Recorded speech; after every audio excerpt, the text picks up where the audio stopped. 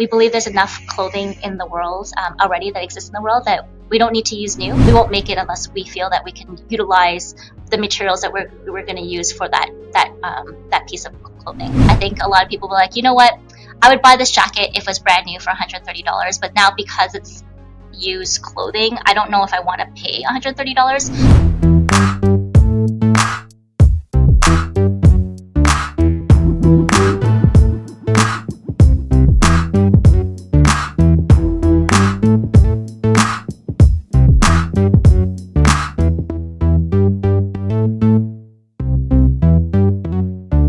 Hello and welcome everyone to Let's Talk Upcycling Dialogues with Refash. I'm Akanksha Kela Akashi, the founder of Refash, and I'm very excited about today's episode. We have the pleasure of welcoming Chloe Hau, the Chief Operating Officer of Goat Vintage, joining us all the way from Canada. Founded by Sumit Nagi, Goat Vintage is a BIPOC-owned, women-led brand at the forefront of the slow fashion movement, reworking authenticated vintage pieces sustainably. They're committed to using only recycled materials and ensuring fair labor practices.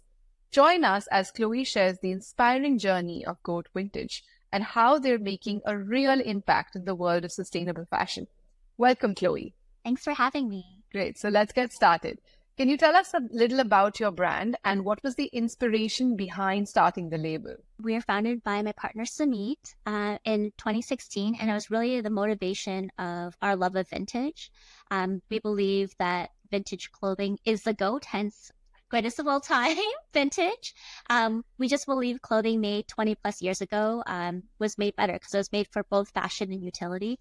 And that's why it is basically our building blocks for our upcycle line. So how did the idea of using vintage pieces come to her? So Sumit actually has quite an extensive background in supply chain management, and she was also a sustainability consultant. Before it was even called sustainability consultancy back then, but there's now a name for it. So she was in that industry for a while, and she just found that she felt she can make a difference going off and making her own brand. And this is where Goat Vintage happened. But she has a big background in clothing recyclers as well as supply chain management. So for someone who doesn't know of the brand, can you just give a brief introduction about the services that you have and what is it that you actually do with Goat Vintage? Yeah, so we're a slow fashion company, and what we like to say we do is we take destined for landfill clothing and we upcycle them into new clothes. We like to work with retailers who want to offer a different assortment to their clients, a more eco-conscious assortment. And really what we want to just do is just get our word out there that we are upcyclers in it, and there's space for it. We believe there's enough clothing in the world already that exists in the world that we don't need to use new, so we don't. It's a lot of work, but we believe that's the right way to do. Yeah. Who are you procuring these garments from, and what makes a piece a vintage piece? Yeah. So we work with clothing recyclers, either locally or in the States. And majority of vintage actually comes from the States, just bigger consumers. And what makes a vintage piece is something that is older than 20 years. That it would be a vintage piece. So we're actually getting to the 2000s now, which is vintage.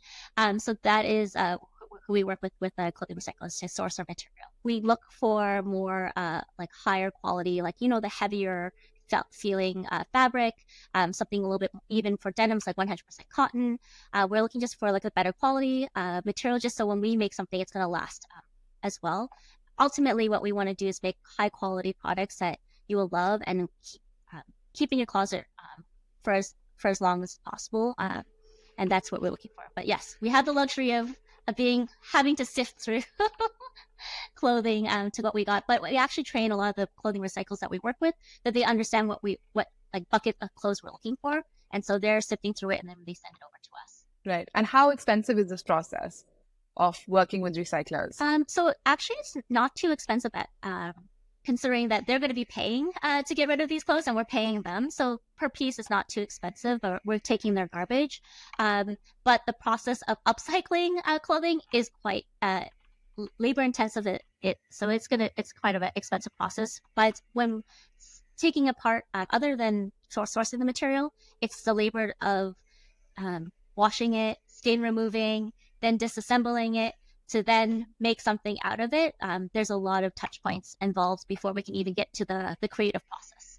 So that actually brings me to my next question in terms of what is the journey of a garment that once it comes into your workshop into actually being made into a high quality upcycled garment, which is a part of your collection. Yeah, so there's a bunch of different things that can happen. So when we take it in, we'll wash it, stain remove, do any other kind of quality control, like, fabric shave it to make it look brand new again. If it needs repair, we'll repair it to then resell, and that will kind of go into like a straight vintage line. Anything beyond repair, the rips and stains, we will disassemble it. So we will refashion it into new pieces, which goes into our rework line. And in our zero waste design studio, we reuse every single piece of fabric. So it goes into either our hang tags, little pieces of scraps go into our hang tags like this, or stuffing into our pillowcases. So we really want to use every single piece of fabric that we use. So I saw that the Rework line has some very creative pieces, like the dress pants crafted from structured men's shirts. There's a denim mini bow dress or the reworked quilts. Could you share the inspiration behind these designs and the challenges of making something often that's really, really one of a kind and unique? Mm-hmm. Yeah, everything that we make is pretty much one of a kind, even though we make multiple one things. Like even, say, let's just say this tie-dye dress here, it's made out of tie-dye. Every single dress is going to have that same style, but it'll have different colors because of the material that we're using it. But it's really, the inspiration is from my partner, Sumit. She's the creative director here. So what you see on the website is her designs.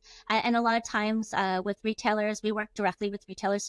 They know their customer best. So then we make exclusive designs for them. So then that's why you don't see it on our website. But it is Sumit's vision that brought to life, but those visions don't come to life unless we can really make the use of every single piece of fabric into it. So there's a lot behind the design process as well too, that we won't make it unless we feel that we can utilize the materials that we're going to use for that piece of clothing. I also saw somewhere on your website that you were talking about the 5 R's of sustainable fashion, and that was really interesting. Could you tell us about that? Yeah, so I like to explain what we do using the 5 R's of sustainable fashion. So 1, we reclaim destined for landfill clothing to then repair if needed, to then sell. Anything beyond repair, we refashion it into our rework line. And in our zero waste studio, we reuse every single separate fabric. And we really have circularity and zero waste as our fundamental building blocks of our brand. And why is this movement of sustainable fashion so important to you? So both Sumit and I are mothers. So we really want to say to our children that we've done something to help them make the world better. And we're going to do that, one garment at a time. But if everyone had that mentality, we can make an impact. So when we talk about the retail partners that you work with, is there a criteria that they must align with to be able to retail your pieces? How does that work? So right now, actually, it's been really organic. They've come to us. So they actually have some kind of sustainability mandate that they're trying to fulfill. Like one of the retailers, by 2025, they want to have 100% recycled materials that they're going to be selling in stores. So they already have some kind of sustainability mandate where they're looking for upcyclers. And since we're pioneering this in the North America, there's not very many upcyclers here. So we really are one of the few brands to talk to. But it really has been organic, which is great to see that sustainability is on top of mind of more mainstream retailers. And then we are now actively going out and talking to brands to help upcycle the returns, because that is a massive CEO level concern. And I'm just curious to know that, the brand started in 2016. So have you seen over the course of the 8 years that in terms of, maybe customer awareness or acceptance, and also, with respect to how much competition there is within this space, how have you been able to what is the trend that you've seen over the last 8 years? Both in terms of the consumption side as well as how many brands are actually in this space?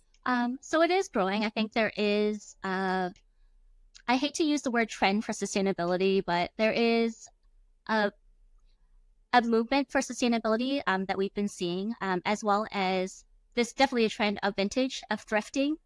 So there is, and that is helping us actually, because now retailers are understanding, okay, we want this upcycled clothing when we put it into stores to fly off the shelves because we want to show that there is something to it. So that is helping with the trend of being the upcycled. However, there is still a stigma when it comes to secondhand clothing. I think a lot of people were like, you know what?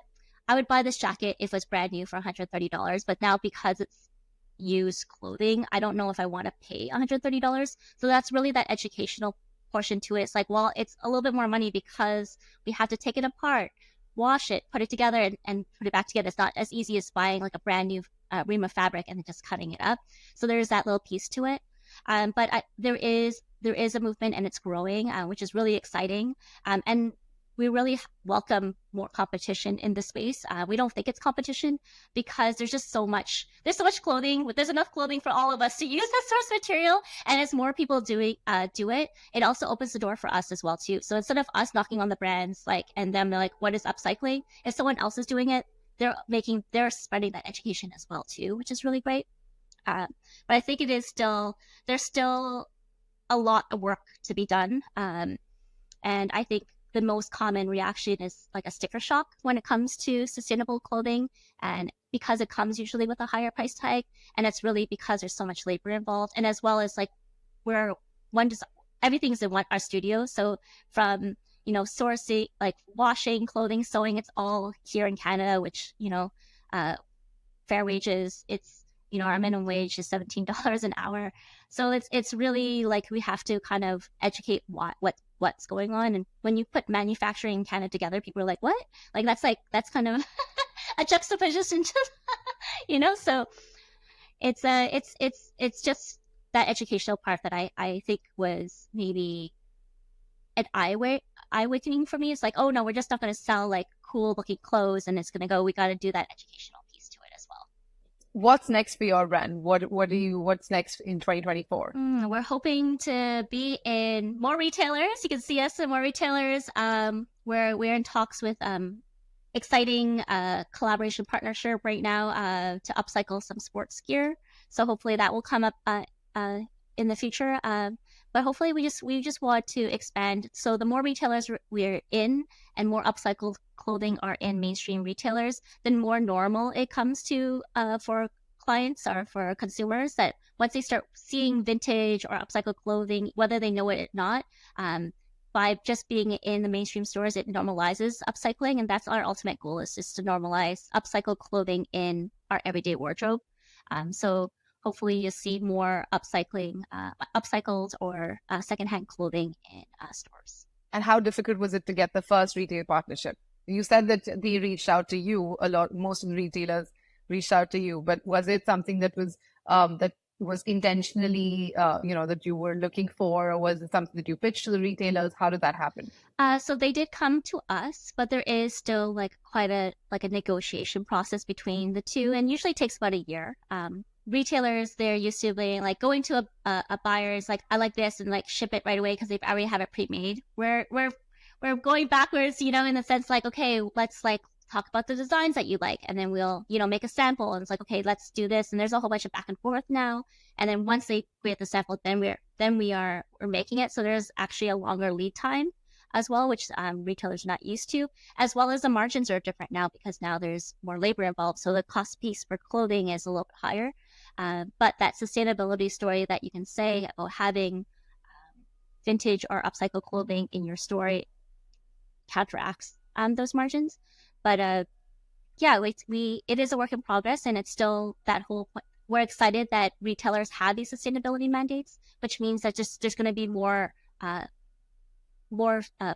space for future upcyclers in the future as well too. It's almost like the buyers have to kind of rewire or kind of change the way that they're used to doing business. Absolutely, yeah. But a good thing about fashion too is that there's usually the collections that you're looking for, they're not just shopping it the season before, they're usually shopping it a year before. So there is that lead time for us as well too. So it's like, okay, we need it. So we have that buffer as well too. It's not so quick turnaround.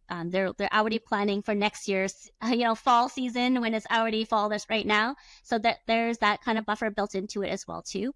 But it's not as fast. We have to work on it a little bit and work with them to get to it. So maybe when they're thinking about doing spring with us. Once they finally talk to us, it's like, okay, no, actually, we might have to do like winter and have them in stores in winter and not really spring. And that's kind of the back and forth that we have to go through. That really brings us to the end of our podcast. Thank you so much, Chloe. This has been really, really fun. I hope you enjoyed the conversation as well. Yes, absolutely. Thank you for having me here. And, together we can make sustainability the standard, not the exception. So yeah, the future is optimistic. Absolutely. I love that.